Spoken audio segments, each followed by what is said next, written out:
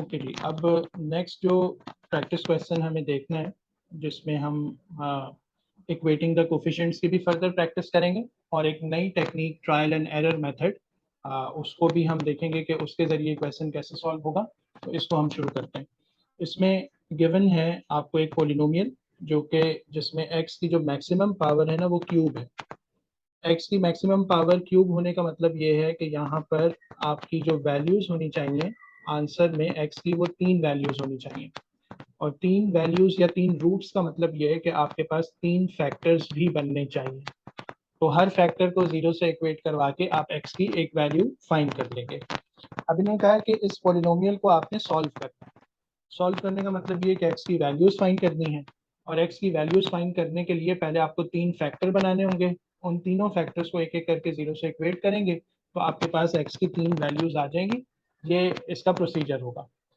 अब फैक्टर्स बनाने के लिए क्या मेथड यूज करें, तो इसके लिए सबसे पहला जो फैक्टर हम बनाएंगे वो हम बनाएंगे ट्रायल एंड एरर मेथड से। Trial and error, trial and error में आपको क्या करना होता है, आपने अपने कांस्टेंट को देखना होता है।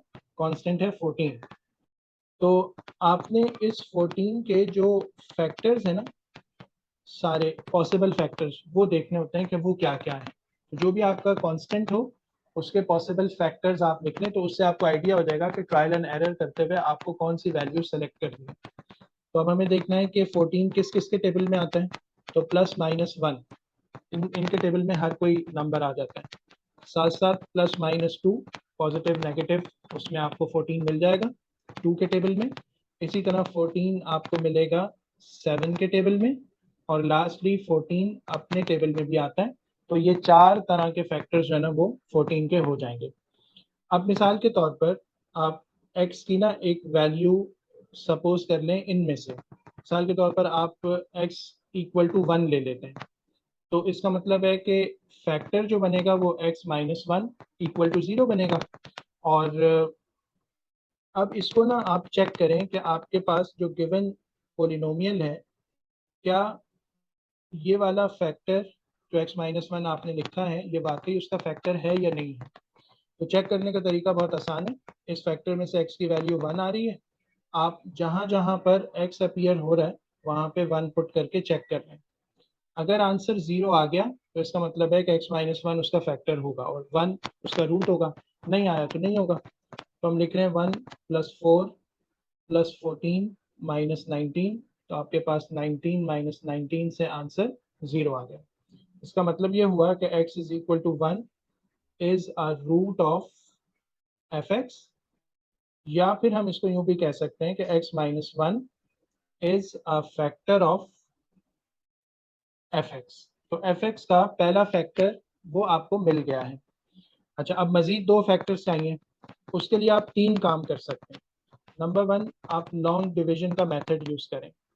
अपने गिवन पोलिनोमियल को x माइनस वन से डिवाइड करें, तो आपको कोशेंट में एक क्वाड्रेटिक फैक्टर मिल जाएगा इसका, और उस क्वाड्रेटिक फैक्टर की मजीद मिडिल टर्म ब्रेक करके आप 2 फैक्टर्स बना लें। तो ये मेथड तो हम कई दफ़ा डिस्कस कर चुके हैं, इसलिए अभी मैं फर्दर इसको नहीं कर रहा।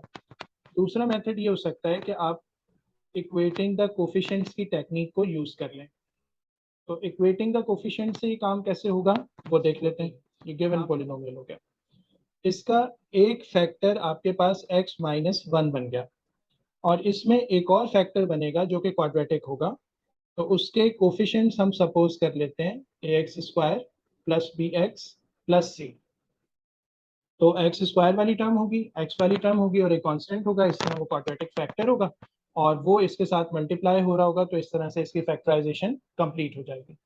अच्छा, अब इसमें हमें जो हमने इसका फैक्टर लिखा है उसमें 3 अननोन्स इन्वॉल्व हो रहे हैं, ए बी और सी।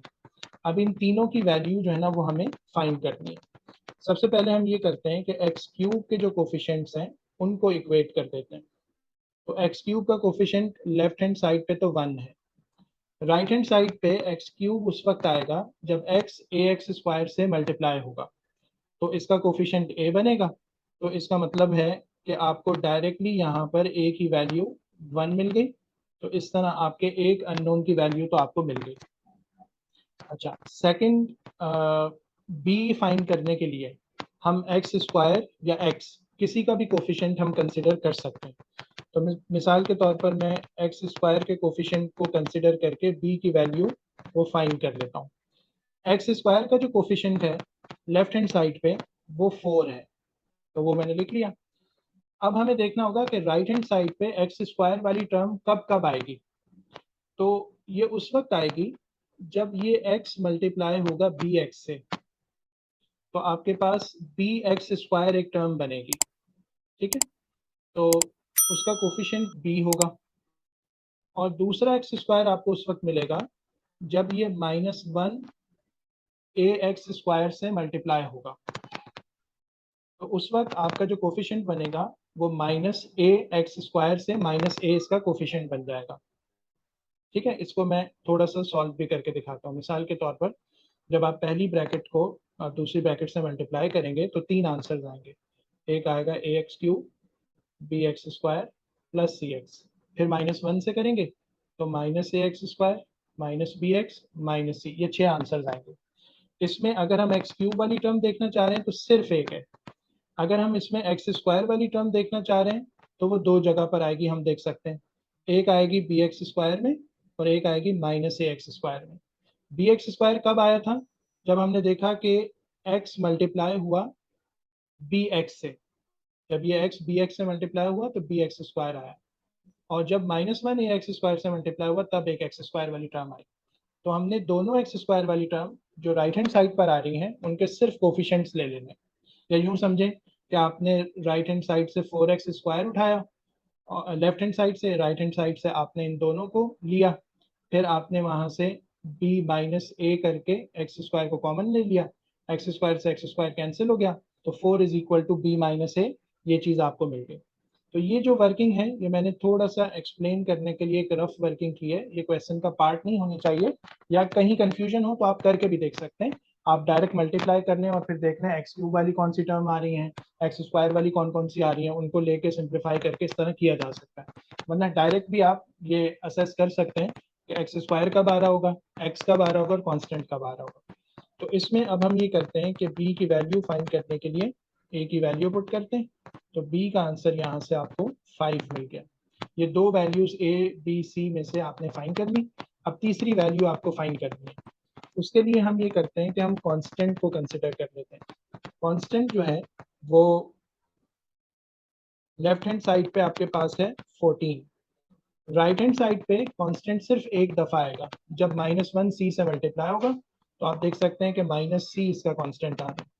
तो हम इसको यूं लिख लेंगे कि c की वैल्यू -14 होनी चाहिए।